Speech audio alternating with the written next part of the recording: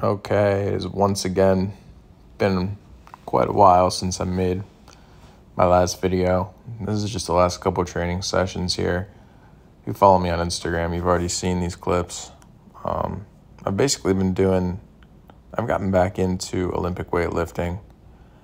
Like I alluded to in my previous car talk, I have a little bit more time on my hands right now being in between jobs. So doing some Olympic lifting and actually being able to focus on technique is kind of been, something that's more available for me to do at the moment than it has in the past. So I decided to give it a shot.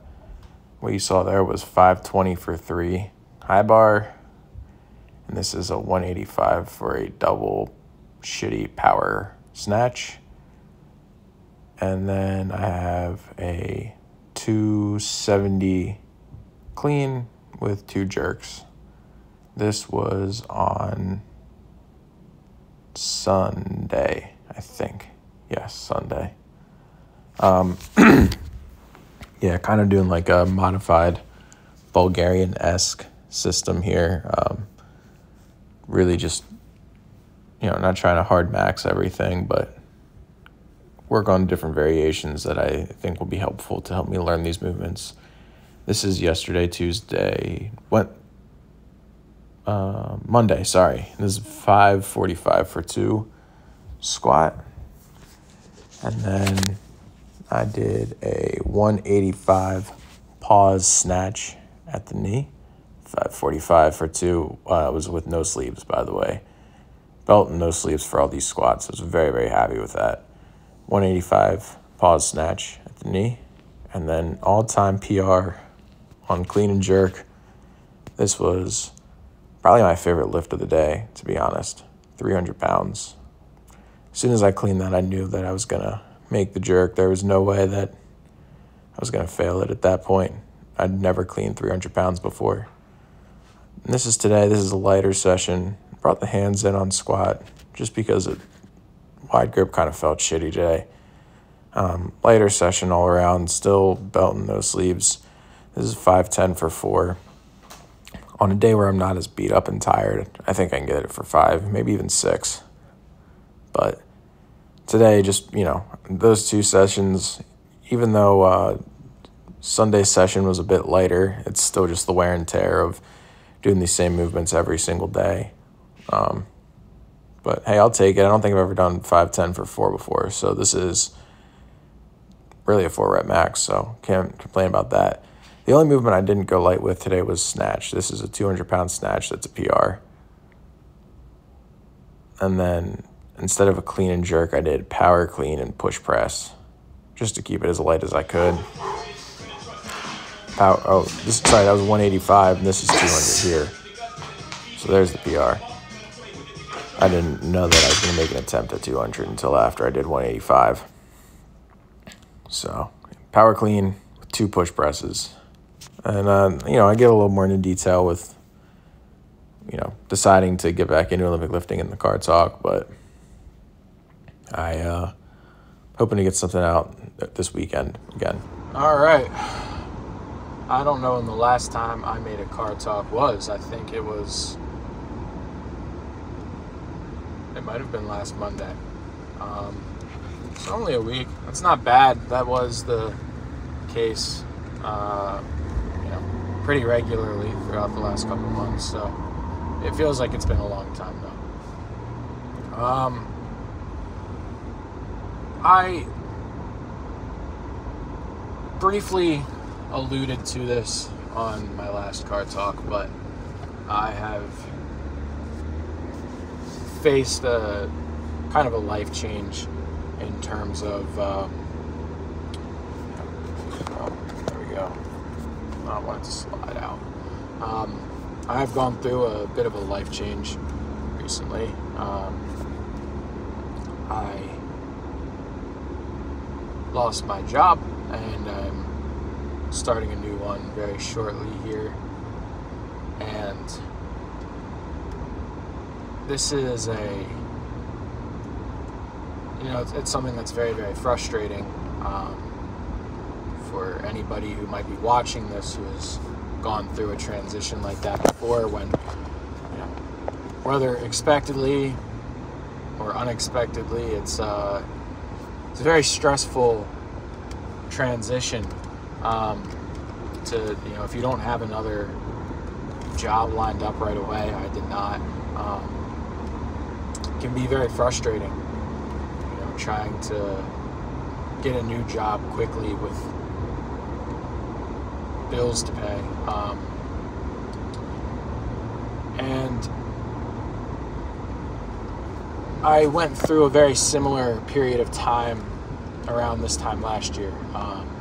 So I graduated college last spring, and I thought that I had some warm leads for certain jobs as I was graduating. I thought I had a very warm lead based on the connection that I had.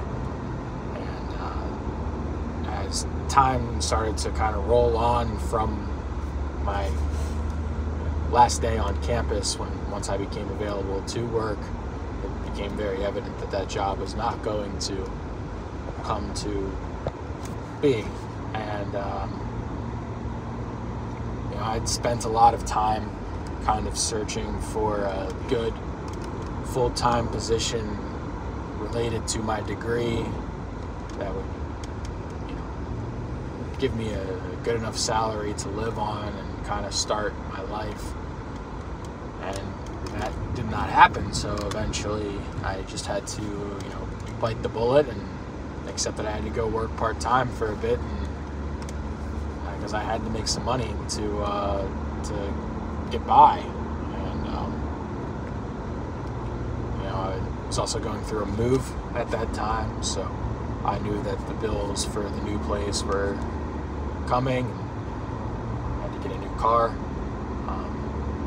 So all of this to say that going through a job change and basically trying to establish a career, very stressful, very frustrating, especially at my age. I'm pretty young, but the advice my entire life from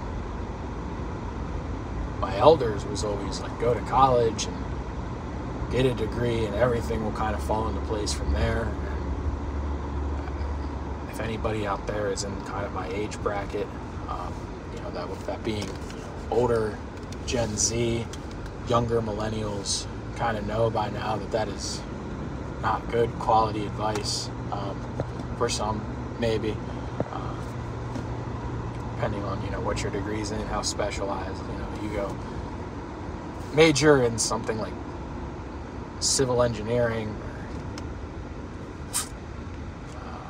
I don't know. That's just for engineers. Typically, have something lined up right away. That's a high demand job. Pretty wealthy people. Certain doctors, medical doctors, that being, you're probably going to come out of school with something lined up for yourself. That's kind of the point that I'm getting at, is it's very frustrating. And how this relates to training is was a very stressful and darker time in my life last year, and I was just very stressed out all the time, very angry. And when this time rolled around, where again I'm in between jobs and you think that you're finally establishing a career, and then you get set back,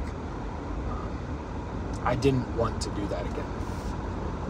So I found that trying to focus on other things in life that can bring happiness and kind of take some mental drain on you, or what's the word I'm looking for? Like, takes I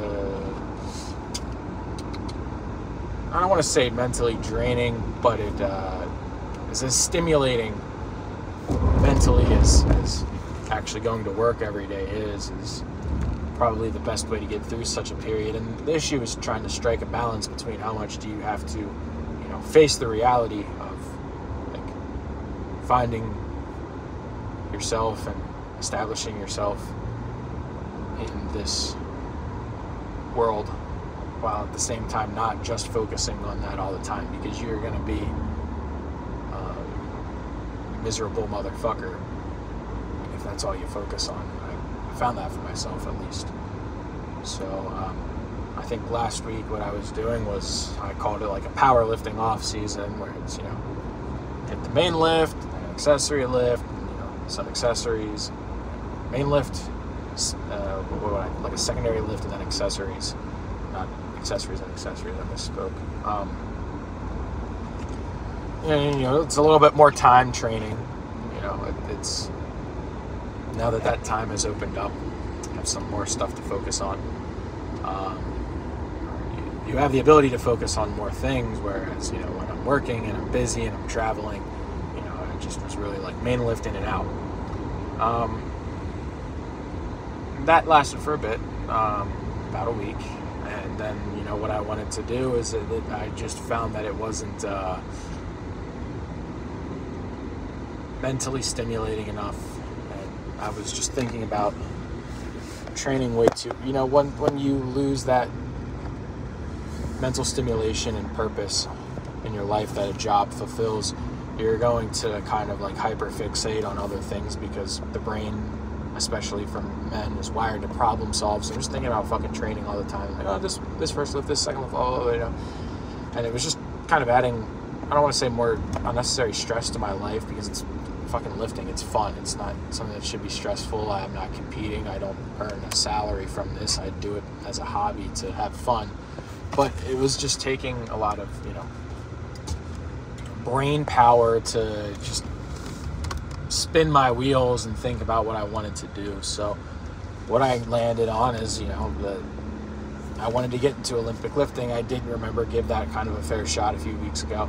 And then my knees were having a hard time getting beaten up, and I discovered it was from the front squats, not the Olympic lifts, but I still, it's causing me enough pain that I needed to just pump the brakes and, do some other shit that's not constant knee bends all the time. And now what I've found is that with a little bit more time to focus on training, and it's, when I was first doing it, I was just, making stupid weight jumps, poorer exercise selection, less time, not thinking about form as much and dialing it in. I was treating it more like the power lifts, where it's like, I want to go in and hit this number today, and then I'm just getting fucking frustrated and putting some wear and tear on my body from missing lifts in silly ways. So, that was kind of made training more frustrating while trying to balance it with work. Now that I don't have work at the moment to balance it with, I decided to give it another shot, because that mental energy that was spent spinning the wheels, just thinking about like exercise selection and other goofy shit that didn't really matter. Now I can spin the wheels more so with, dialing in form, finding resources on Olympic lifting, whether that be, YouTube videos, articles, etc., to kind of help me learn the sport and the skills. I don't have a coach, and I'm not going to get a coach. I don't want somebody telling me what to do. It makes training less fun for me. So it's kind of what I landed on, and I've a few days into it now, and it's been very, very fun and very, very mentally rewarding. When I was in a time crunch earlier, I'm not skilled enough. When I was in a time crunch a couple weeks ago, I'm not skilled enough to just go into the gym like that and be like, I'm hitting this number on snatch, or I'm doing this variation of snatch and I'm hitting this number, or I'm doing this many, singles with this weight, or a double with this weight, or this and that. Like, I can't just go in I can't go in and do that. I'm not that advanced. At some point, I will be, and I will be able to train, the Olympic lifts just like I would the power lifts. I can go in, I'm doing this variation, I'm hitting this much weight, I'm doing this variation, doing this much weight, or whatever, and that'll be that. But kind of the process of learning very specific things in the lift, very, very, very rewarding mentally and physically. I'm on the way home from the gym now. Going to a public gym a little bit, the gym that I used to go to a little bit further from my house, seeing friends and not just lifting on my own. So I feel a good use of my time, because of, you know, time I could be spending either just lifting alone or dreading because I'm stressed out about life. Now I'm replacing that and giving it something positive, and not just doing shit that's fun, but also just trying to be like generally productive and consider that, you know, fun, but also kind of generally productive, whatever. Yes, it's been, you know, I just hit a 300-pound clean and jerk. I had done split jerk with 300, maybe it was 305, I can't remember, out of the rack. But I've never even cleaned 300 pounds before. My best was 290. And I, you know, was at the gym, was feeling it. I was able to not just go in and think about, I'm going to clean and jerk this. I'm kind of going along and thinking about, you know, little cues that I find are helping me. For me, it's been getting the knees back when I'm breaking the bar off the floor, and also thinking about pulling the bar back just rather than just up, you know, in the extension, because that's been resulting in me jumping forward. 255 felt good.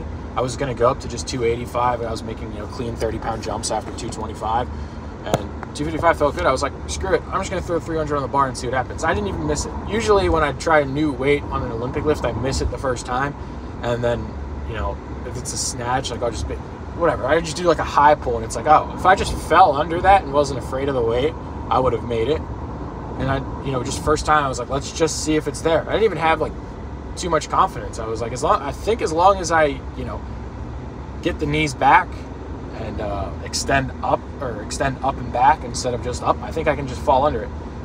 As soon as I caught the clean, I knew the jerk was going to be there. I'm not great at doing a split jerk, but I just knew that I knew as soon as I got up, I was like, I'm doing it, because you know, the clean's the hardest part for me. I'm not good at doing cleans. And that was great. And yesterday I did some power snatches. I did 2 with 185, which is good weight. I'm not a good weightlifter at all, but you know, and they were not good power snatches, but I was still happy with it. It's like, fuck, I got the weight overhead, and it was kind of a power snatch. And today I did 185 pause snatch at the knee. It wasn't the greatest snatch in the world, but I was very, very happy with it. So, yeah, that's kind of where I'm at. I've, you know, kind of in order to keep my life together and not just dread the setback that I've faced in my professional life, I've tried to kind of fill the void with trying something new, and for me this has definitely worked, and it's been very fulfilling physically and mentally. And that was kind of, you know, the entire point that I wanted to get at in this car talk. And for anybody who can relate, I hope that, you know, the kind of advice that I've given can help, or, you know, if you're in the same situation or have been in the same situation and you felt the same way. Yes, I think I'm going to title this Car Talk Season 2, Episode 1, because the other car talks have just been just strictly training, and I know that that's what you know, it's a lifting channel. Most of the videos are just brief training clips anyway, so that's what most people are here for, is training and training talk, not really mindset or anything like this. But though I do love training, can only talk strictly training for so long before it's like, you know, I only have so much to talk about, can't really fill too much time. So I hope that this kind of like connecting at a more personal level and talking mindset is something that, you know, people will like enough that I can continue. I suppose I'll have to look at like the watch time to see, but anyway, I will be more productive with uploading videos. I've definitely been lazy with this, so I hope to do another car talk again this week at least once.